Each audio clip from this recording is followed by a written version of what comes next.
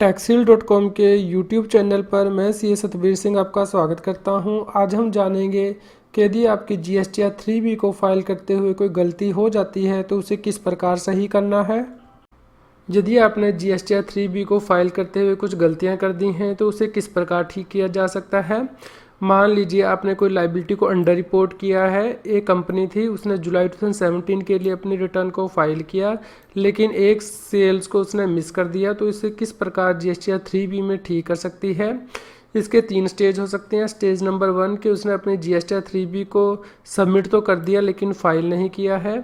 Stage number 2 यह हो सकता है कि कैश लेजर में उसने पेमेंट कर दी हो। स्टेज नंबर 3 हो सकता है कि उसने अपनी लाइबिलिटी को ऑफसेट कर दिया हो या फिर रिटर्न को फाइल कर दिया हो। तो स्टेज नंबर 1 के अंदर है, यदि कंपनी ने अपनी रिटर्न अभी सबमिट की है लेकिन फाइल नहीं की है तो इस केस में कंपनी को जीएसटीआर 3B को एडिट करना होगा, एडिट रिटर्न ऑप्शन में जाके, और जो लाइबिलिटी है उसको ऐड करना होगा और उसके बाद अपनी रिटर्न को फाइल करना होगा। यदि कंपनी के पास सफिशेंट बैलेंस है कैश लेजर में तो वह उसको यूज़ कर सकती है पेमेंट के लिए।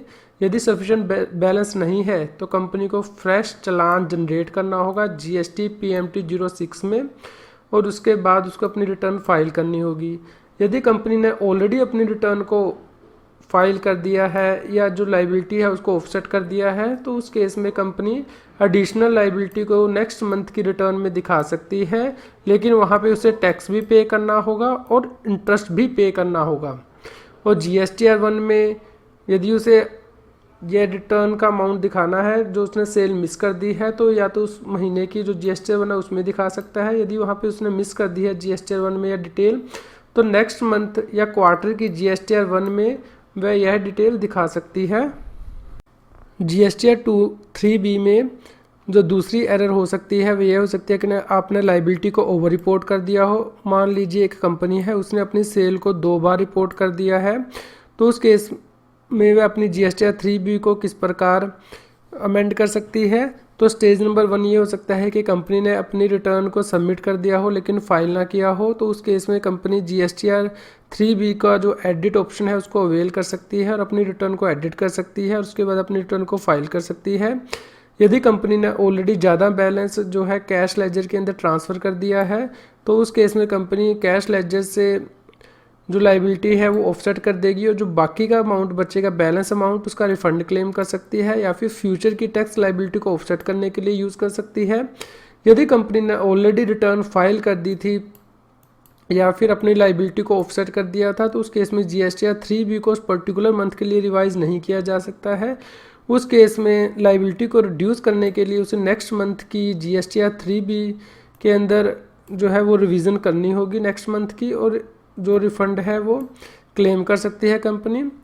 यदि जीएसटीआर 1 के अंदर लाइबिलिटी को ओवर रिपोर्ट कर दिया गया है, यानी कि ज़्यादा रिपोर्ट कर दिया गया है किसी मंथ या क्वार्टर में, तो उसकी अमेंडमेंट जीएसटीआर 1 के टेबल 9A में की जा सकती है। इसके लिए आपको नेक्स्ट मंथ की जीएसटीआर 1 को अमेंड करना होगा।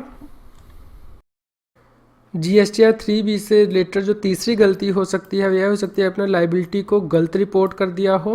मान लीजिए एक कंपनी है, उसने इंटर स्टेट सेल की थी, यानी कि एक स्टेट से दूसरी स्टेट में सेल की थी, लेकिन उसने अपनी जीएसटीआर 3B में इसे इंट्रा स्टेट सप्लाई दिखा दिया, यानी कि with in the state supply दिखा दिया है।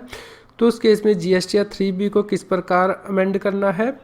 यदि कंपनी ने जीएसटीआर 3B को अभी सबमिट किया है लेकिन फाइल नहीं किया है तो उस केस में कंपनी को एडिट फैसिलिटी जो जीएसटीआर 3B की दी गई है उसे यूज़ करना है और जो सेंट्रल टैक्स या स्टेट टैक्स उसने पे किया है उसे रिड्यूस करना है और इंटीग्रेटेड टैक्स की जो लाइबिलिटी है उसे ऐड करना है और उसके बाद अपनी रिटर्न को फाइल करना है। यदि कंपनी ने सेंट्रल टैक्स और स्टेट टैक्स का अमाउंट जो कैश लेजर में पे कर दिया है तो उस केस में क्या करना है। उस केस में कंपनी को सबसे पहले तो अपना इंटीग्रेटेड टैक्स का अमाउंट पे करना होगा अपने कैश लेजर में, और जो उसने सेंट्रल टैक्स और स्टेट टैक्स का अमाउंट पे कर दिया है वह उसका या तो कैश में रिफंड क्लेम कर सकती है या फिर जो फ्यूचर की लाइबिलिटीज़ है उसको ऑफसेट करने के लिए वह उसका यूज़ कर सकती है। यदि कंपनी ने अपनी रिटर्न को ऑलरेडी फाइल कर दिया है या फिर अपनी लाइबिलिटी को ऑफसेट कर दिया है तो उस केस में जीएसटीआर 3B को अमेंड नहीं किया जा सकता। तो इस केस में जो इंटरस्टेट की सप्लाई है उसे नेक्स्ट मंथ की जो जीएसटीआर 3B है उसमें दिखाना होगा और जो इंट्रा स्टेट का उसने गलती से अमाउंट पे किया है सेंट्रल टैक्स और स्टेट टैक्स का, उसकी या तो वह एडजस्टमेंट कर सकती है कंपनी या फिर नेक्स्ट मंथ के अंदर उसका जो रिफंड है वो क्लेम कर सकती है। यदि यह गलती GSTR 1 में हुई है, यानी कि लाइबिलिटी को गलती से रिपोर्ट किया गया है GSTR 1 में, तो उसकी अमेंडमेंट आप नेक्स्ट मंथ या क्वार्टर की GSTR 1 के अंदर कर सकते हैं। इसके लिए आपको टेबल 9 ऑफ GSTR 1 को अमेंड करना होगा। फोर्थ एरर जो हो सकती है GSTR 3B को फाइल करते हुए यह हो सकती है कि आपने इनपुट टैक्स क्रेडिट को अंडर रिपोर्ट कर दिया हो। मान लीजिए आपका इनपुट टैक्स क्रेडिट तो 1 करोड़ रुपीज़ था, लेकिन आपने गलती से GSTR 3B में उसको 10 लाख रुपीज़ दिखा दिया है। तो उस केस में यदि आपने GSTR 3B को अभी सबमिट किया है लेकिन फाइल नहीं किया है, तो उस केस में आपको GSTR 3B की एडिट फैसिलिटी को यूज़ करना है और जो मोर अमाउंट है इनपुट टैक्स क्रेडिट का उसको ऐड करना है अपने GSTR 3B में। जब आप ऐसा कर देंगे तो ये अमाउंट आपके इलेक्ट्रॉनिक क्रेडिट लेजर में चला जाएगा, जहाँ से कि आप अपनी लाइबिलिटी को ऑफसेट करने के लिए इस अमाउंट को यूज़ कर सकते हैं, या फिर सब्सिक्वेंट मंथ के अंदर आप इस अमाउंट को जो है वो एडजस्ट कर सकते हैं। यदि आपने रिटर्न ऑलरेडी फाइल कर दी या फिर अपनी जो लाइबिलिटीज़ है उसको ऑफसेट कर दिया है, तो उस केस में GSTR 3B को रिवाइज नहीं किया जा सकता है। उस केस में आपको जो इनपुट टैक्स क्रेडिट है वो नेक्स्ट मंथ की जो रिटर्न है GSTR 3B उसमें ऐड करना होगा। GSTR 3B को फाइल करते हुए फिफ्थ एरर यह हो सकती है कि आपने इनपुट टैक्स क्रेडिट को ओवर रिपोर्ट कर दिया हो, यानी कि आपका इनपुट टैक्स क्रेडिट तो 10 लाख रुपीज़ था लेकिन आपने GSTR 3B में 20 लाख रुपीज़ रिपोर्ट कर दिया है। तो उस केस में यदि आपने GSTR 3B को अभी सबमिट किया है लेकिन फाइल नहीं किया है, तो उस केस में आप GSTR 3B की एडिट फैसिलिटी को यूज़ कर सकते हैं और अपनी जो करेक्ट है input tax liability input tax credit की अमाउंट जो है वह आप क्लेम कर सकते हैं।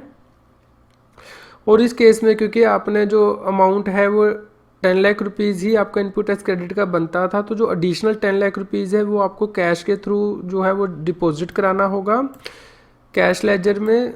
इसके लिए आपको GST का जो चालान है GST PMT 06 उसे फाइल करना होगा और जो कैश लेजर के अंदर है वो अमाउंट आपको पे करना होगा। यदि आपने रिटर्न ऑलरेडी फाइल कर दी है या फिर जो लाइबिलिटी है उसको ऑफसेट कर दिया है, तो उस केस में GSTR 3B को एडिट नहीं किया जा सकता। इस केस में आपने जो excess input tax credit claim कर लिया है उसे आपको रिवर्स करना होगा और जो कैश का अमाउंट है वो पे करना होगा विद इंटरेस्ट आपको अपनी नेक्स्ट मंथ की GSTR 3B में।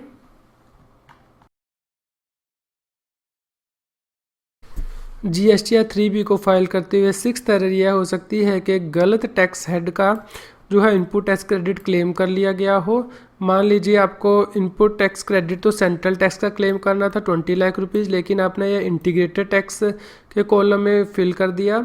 तो उस केस में यदि आपने GSTR 3B को अभी सबमिट किया है लेकिन फाइल नहीं किया है, तो आप एडिट फैसिलिटी का यूज़ कर सकते हैं और जो correct central tax credit amount है वो शो कर सकते हैं GSTR 3B में। उसके बाद अपनी रिटर्न को फाइल कर सकते हैं, क्योंकि आप इस केस में इंटीग्रेटेड टैक्स लाइबिलिटी को कम कर देंगे और सेंट्रल टैक्स जो लाइबिलिटी है उसको बढ़ा देंगे। तो उसके कारण यदि आपकी इंटीग्रेटेड टैक्स लाइबिलिटी की पेबल अमाउंट आती है तो उस केस में आपको एडिशनल कैश जो है डिपॉजिट कराना होगा अपने कैश लेजर में। उसके लिए आपको GST PMT 06 चालान जो है वो यूज़ करना है। यदि आपने रिटर्न ऑलरेडी फाइल कर दी है या फिर लाइबिलिटीज़ को ऑफसेट कर दिया है, तो उस केस में GSTR 3B को रिवाइज नहीं किया जा सकता है। मान लीजिए इस केस में कंपनी ने जो है इंटीग्रेटेड टैक्स का जो अमाउंट था उसका क्रेडिट क्लेम नहीं किया था, वो अनयूटिलाइज्ड है और जो 20 लाख रुपीज़ है सेंट्रल टैक्स का वो कैश में पे कर दिया था। तो उस केस में कंपनी अपने नेक्स्ट मंथ की GSTR 3B में जो इंटीग्रेटेड टैक्स का अमाउंट है उसको रिवर्स कर देगी, क्योंकि अमाउंट इनएडमिसिबल है। और जो सेंट्रल टैक्स क्रेडिट का अमाउंट है 20 लाख रुपीज़ उसको अपनी नेक्स्ट मंथ की GSTR 3B में क्लेम कर लेगी।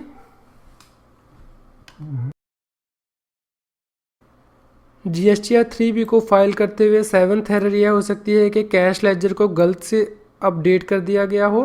मान लीजिए आपको पेमेंट तो इंटीग्रेटेड टैक्स हेड के अंदर करनी थी 5 लाख रुपीज़ की, लेकिन आपने गलती से पेमेंट सेंट्रल टैक्स की कर दी 5 लाख रुपीज़ की। उस केस में आपको जो इंटीग्रेटेड टैक्स है उसकी पेमेंट करनी होगी 5 लाख रुपीज़ की, और अपने रिटर्न को फाइल करना होगा। और जो आपने गलत पेमेंट की है सेंट्रल टैक्स की 5 लाख रुपीज़ की, उसका आपको रिफंड क्लेम करना है कैश लेजर में से, या फिर आप इसको फ्यूचर की टैक्स लाइबिलिटी से भी ऑफसेट कर सकते हैं।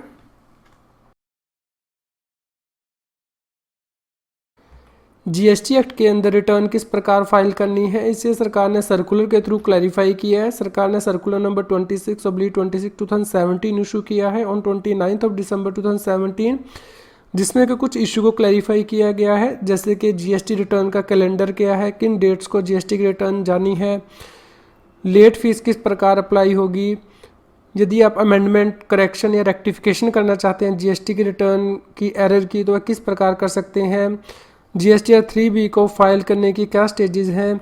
इस सर्कुलर का लिंक इस जीएसटी न्यूज़ की वीडियो डिस्क्रिप्शन में भी दिया गया है। यदि आप जीएसटी और टैक्स के रेगुलर वीडियो अपडेट चाहते हैं तो हमारे चैनल को सब्सक्राइब करें, नोटिफिकेशन बेल को क्लिक करना ना भूलें, ताकि जैसे ही हम कोई वीडियो अपलोड करें तो इमीडिएटली आपके पास पहुंच जाए।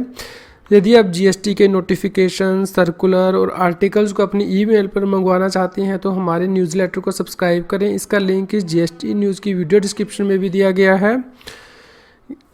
जीएसटी के यदि आप नॉन कॉम्प्लायंस, इंटरेस्ट, पेनल्टी से बचना चाहते हैं तो हमारी प्लेलिस्ट को रेफ़र करें इस चैनल की, जहाँ पे कि जीएसटी के न्यूज़, टिप्स और वीडियो ट्यूटोरियल दिए गए हैं। Thanks for watching this video.